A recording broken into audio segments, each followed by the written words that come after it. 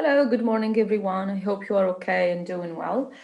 This is a video to explain lesson 3 in Unit 15, which is about real-life graphs.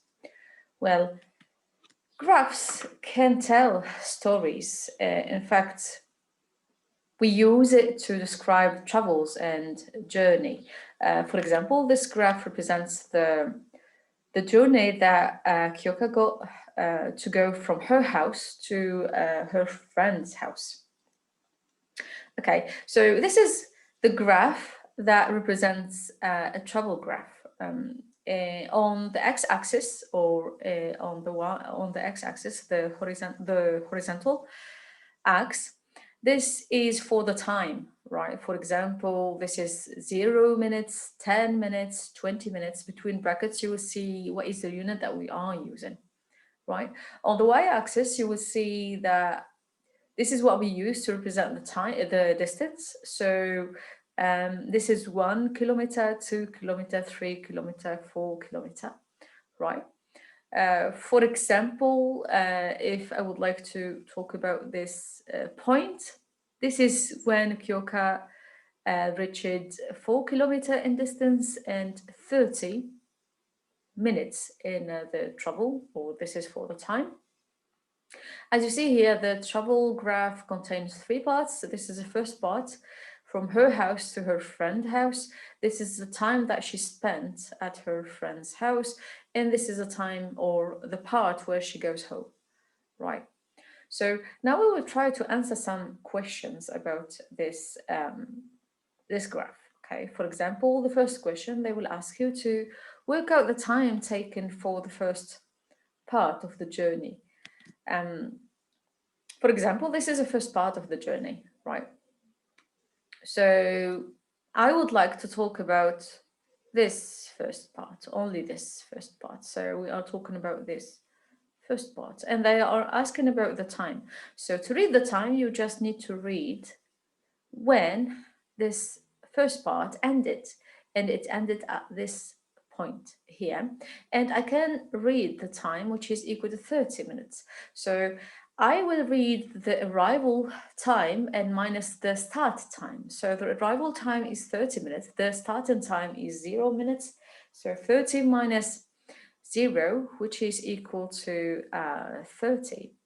So to describe or to get the time for this one, I just need to do 30 minus 0, which is equal to 30 minutes. So this is the time taken in the first part. Right, the second question. So work out the distance between Kyoka's house and her friend's house. So we return to the graph, and for the distance, I need to read it on the y-axis. So how will I read the distance? I just need to see what is the highest value reached here. So this is from her house. This is a distance from her house. So the distance from her house to her house is 0. The distance from her house to her friend's house will be given by this part here, right? And this part is 4 kilometer. So the distance between the two houses is 4 kilometer.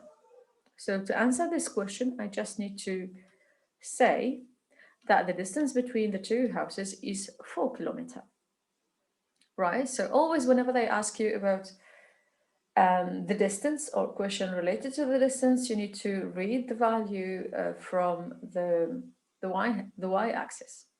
Now the other question is that you need to work out the time taken for the last part of the journey. So to get the time taken for the last part, I just need to focus on the last part. So I need to focus on this part. So after spending some time on her at her friend's house in the minute 80, so this is the minute 80 in the journey, and after that she started the return journey after 80 minutes, and she arrived home after 90 minutes. So the difference between these two times, it's 90 minutes minus 80 minutes. So the departure time minus the arrival time, right? And it's equal to 10 minutes, right? How did I know that this is the departure time? Well, from the graph, because the graph is showing that she is moving here. She is not in the same place, and the distance between her current position and her house is decreasing. And here she arrived since the distance between her current distance and her house is equal to 0. So it took her 10 minutes to arrive home. So to answer that question, I just need to say that it's only 10 minutes for the return journey. Now, for the last question, did she travel faster in the first part or the last part of the journey? So here you just need to compare these two times because it's the same distance traveled. So she took 30 minutes to go from her house to her friend's house, and it was only 10 minutes to go from her friend's house to her house. So she spent less time in the return journey. So for sure, if we are using less time to do something, it means we are faster in the second time, right? So to answer to this question, you just need to say that during the last part, she traveled faster since she took less time to arrive or to travel to her house, and it's the same distance, right?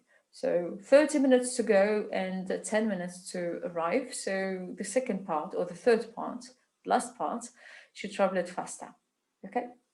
Well, for now, I would like you to go and work on tasks that I gave you in the assignment. Try to do them, and after that, watch the videos about the correction. Okay? All right. See you. Bye bye.